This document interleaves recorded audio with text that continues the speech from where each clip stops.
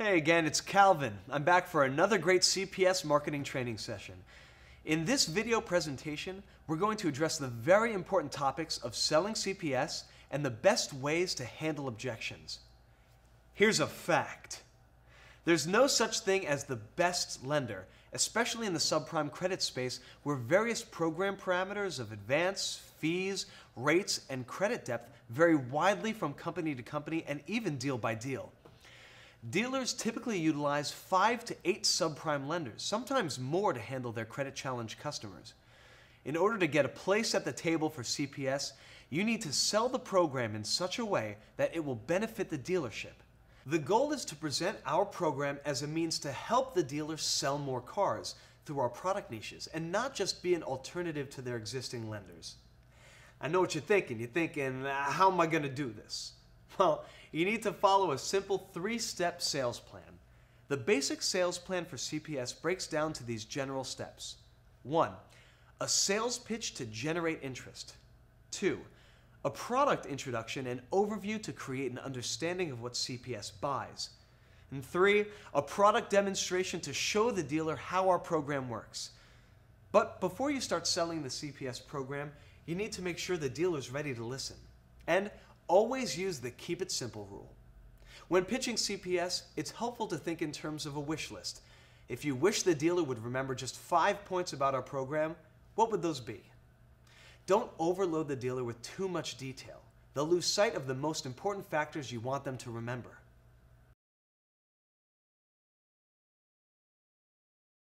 Okay, so step 1 is the sales pitch.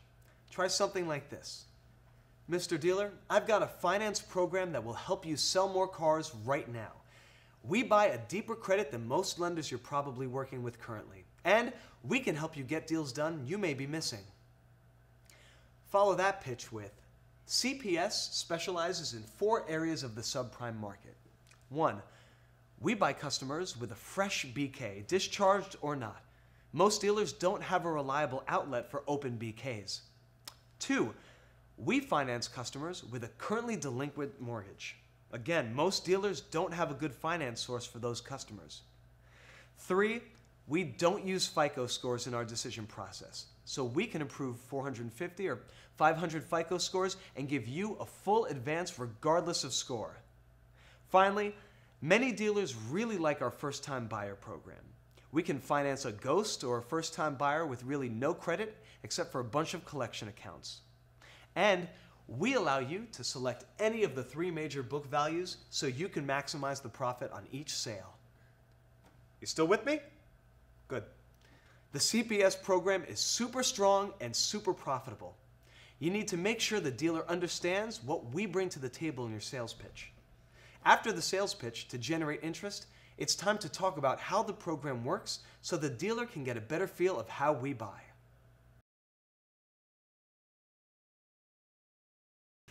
Again, keep this simple. Think in terms of the 4 or 5 most important things you want the dealer to understand about financing deals with CPS. Here's some topics to share with the dealership. CPS uses an automated approval system to decision all credit apps. We don't verify any information up front, so, Mr. Dealer, please make sure the job time and income are close to correct. Also, it's okay to rehash any approval for better terms or even rehash declines. CPS is very flexible and will work with you to structure the most profitable deal possible. In terms of basic deal structure, we finance 115% of invoice or book, plus tax, title and license, service contract, and gap.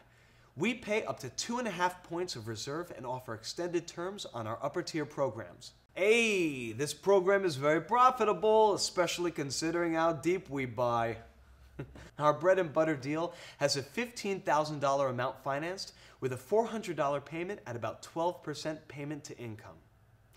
We'll go higher with the amount financed or payment as the deal warrants. We also have variable down payment options. On our upper tier programs, you can use as little as $500 down. Tell the dealer that your job is to help them maximize approvals, structure deals, and get contracts funded as quickly as possible. Tell the dealer you know the inside tricks and will really go to bat for them. Dealers love to hear that, especially since many of the people you talk to in the stores don't have much experience with subprime. And remember, don't be intimidated by dealers. You and the dealer have the common goal of making money.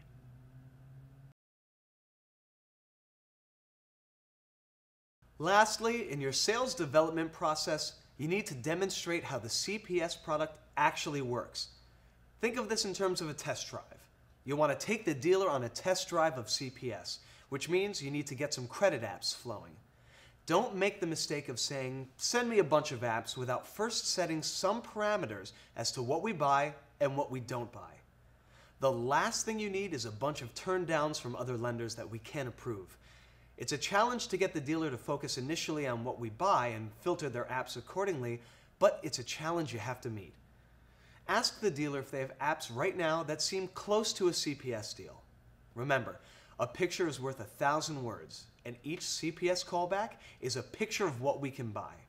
Your goal is to get the dealer some workable approvals and generate excitement towards the CPS program. You need to get a feel for what the dealer plans on sending you to try out the CPS program. Really, there are only two scenarios here. First, dealers will send you turndowns from other lenders. If the apps are turndowns from non-prime lenders, then it's probably okay to send these over, but you're really looking for apps that have some of the basics for a CPS deal, like a bankruptcy or a low FICO score or a repossession, or all three in one deal.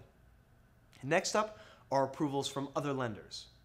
It's okay to send these apps over if they have deep enough credit issues. Remember, CPS will look expensive in terms of rate and fees if the dealer sends over a bunch of non-prime approvals. So, if the dealer wants to compare approvals between CPS and other lenders, be sure they send over deeper credit approvals from their existing lenders. It's really important that you monitor the early app flow from the dealership. The right app flow will lead to approvals and help the dealer sell more cars. Hey, there's that theme again, huh? It's best to be proactive and control your initial app flow as much as possible. Now comes the fun part. Let's talk about objections and how to overcome objections. When you call dealers to pitch the CPS program, you will run into objections. The best way to handle objections is to be prepared, like a Boy Scout. Handling objections is your chance to engage the dealer, having a meaningful conversation about the profit to be made working with subprime customers and the CPS program. Some common objections include, we don't have subprime customers at our dealership. You're thinking, okay, yeah, sure you don't. What, only people with good credit visit your dealership? This objection is usually from the finance department and is their way of saying they don't like subprime customers or know how to deal with subprime customers. You can respond with, Mr. Dealer, you may not be advertising for subprime customers, but you have subprime customers on your lot. All dealers have subprime customers. You're missing sales by letting them go to the competition. I've got a great program to help you sell cars to subprime customers and keep the gross profit in your store. Or try. You know, I get that response from some dealers, and after we talk more about it, it turns out they do have customers with an open bankruptcy, very low FICO score, or customers with past due mortgages, but really haven't found a reliable program they can work with. You know, CPS has been in business for over 20 years, and we help thousands of dealers sell cars to customers with credit problems. Keep in mind, you're not suggesting the dealer remake their business plan at the store to work with subprime customers, but rather to look at subprime customers as an added profit opportunity. Every dealer would like to sell 10, 20, or 30 more cars per month if they could. Subprime sales offer that added sales opportunity.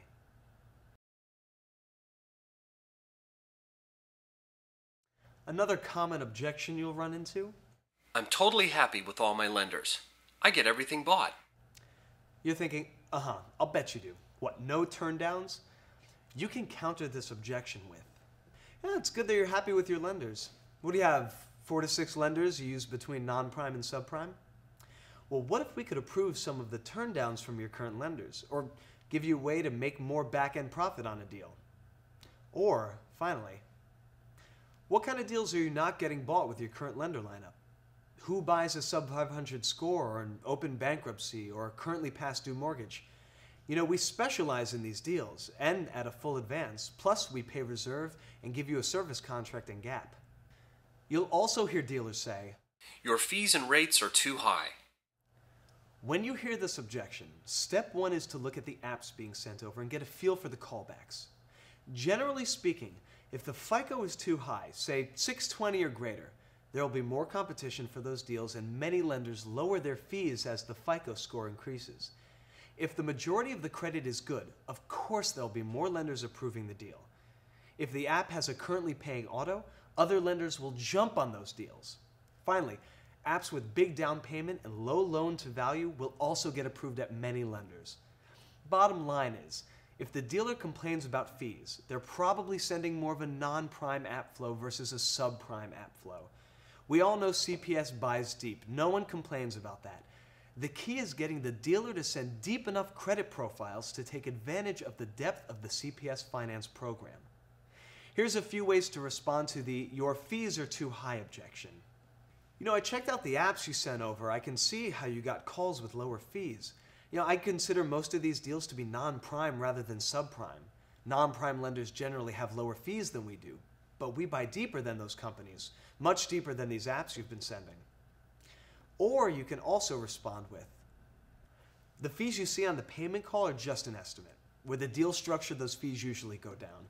Plus, you can write the rate up to lower the fee, and also increase the amount of reserve. Also, 9 out of 10 times, I can get you a fee reduction if the deal warrants. The reality is, we don't have the lowest fees, nor does Cap One, nor AmeriCredit, nor any other lender on every deal. The key is to get the dealer to send CPS deals, which have deep enough credit for our program and point out that there are many other factors affecting deal profitability besides just the acquisition fee.